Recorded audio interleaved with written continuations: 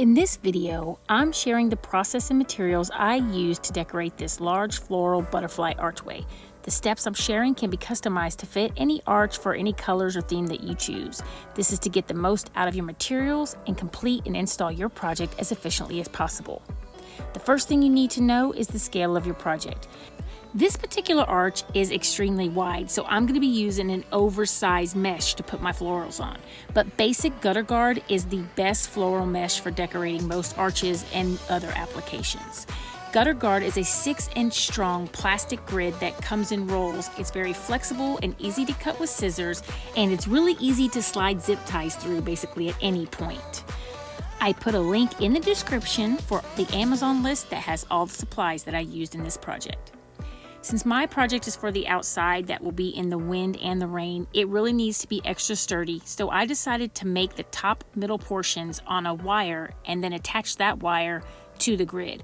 I'm only doing this for the middle sections. If this is a regular scale project that was smaller or for indoors, I would attach the florals directly to the grid.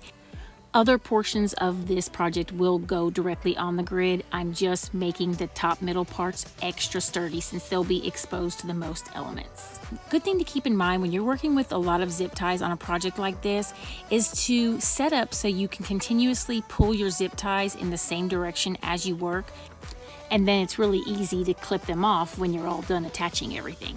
It's better to do that than repeatedly pick up your scissors and then trim as you're working. It's just more efficient to go ahead and get everything attached and then go back and cut all the zip tie tails at one time. Since my particular arch is extra wide, I have to make 2 of everything because the way the florals go on the arch is not directly on the top of the arch.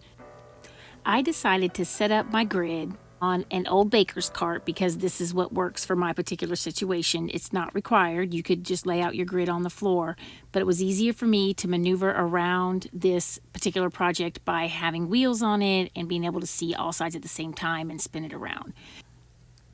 So here I've just finished attaching the wire to the edges of the very top grid portion.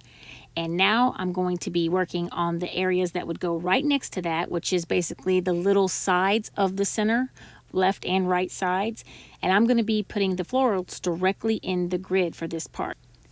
Now I am mainly focusing on doing the edges of the grid because it would be a waste of materials to do the middle portion that faces the sky.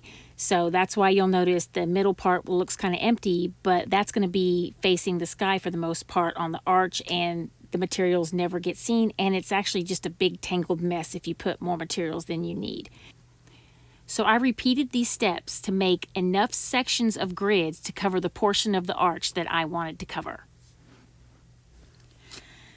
Now, whenever I put florals outside, I like to try to get some waterproofing spray on them. It doesn't exactly make them waterproof, but what it does do is prevent them from fading as quickly as they would as without the spray.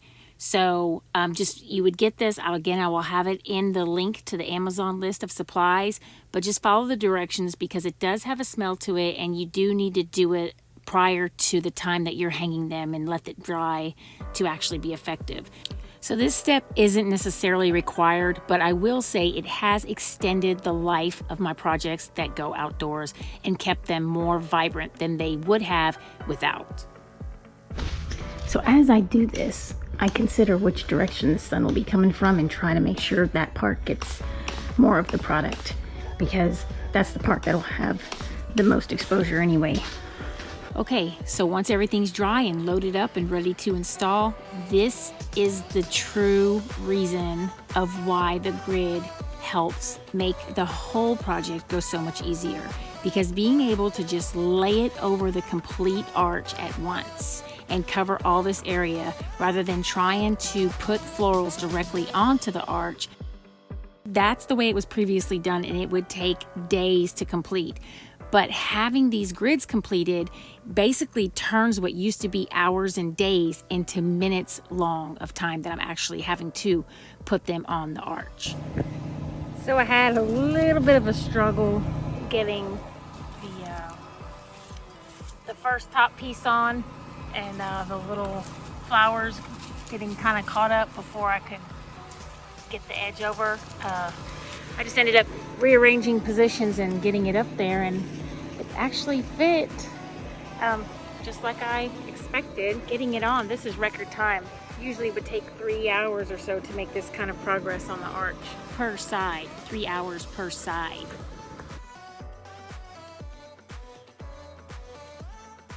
I want to be able to make it where the arch starts to go straight, right to that part and that part on the other side. So here and there.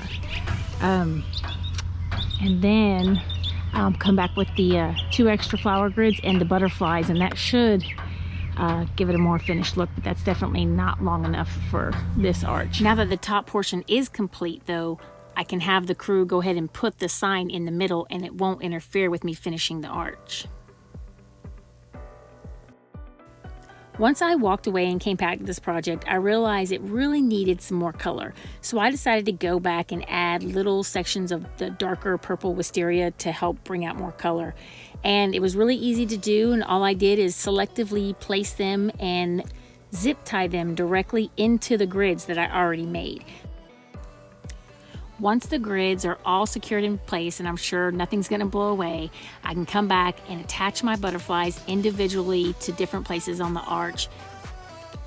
Since they were metal and they kind of bend easy and could snag with the florals and get tangled, I just chose to put these directly onto the arch individually where I want them instead of attaching them to the grids. And I just used zip ties to attach them however I could. Some of the butterflies had holes that I could go through and fasten them to the arch, and some of them actually had hanging hooks on the back, but I just didn't feel like they were strong enough to really rely on. So I just went ahead and fastened them however I could, because this is mostly 15 feet in the air and the zip ties really didn't show up.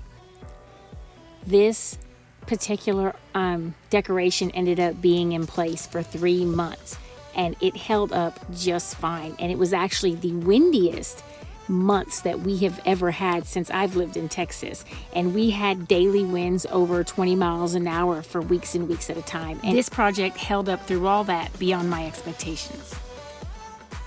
Thanks for watching, and I'll see you next time. If you enjoyed this video, be sure to subscribe and share your thoughts in the comment section below.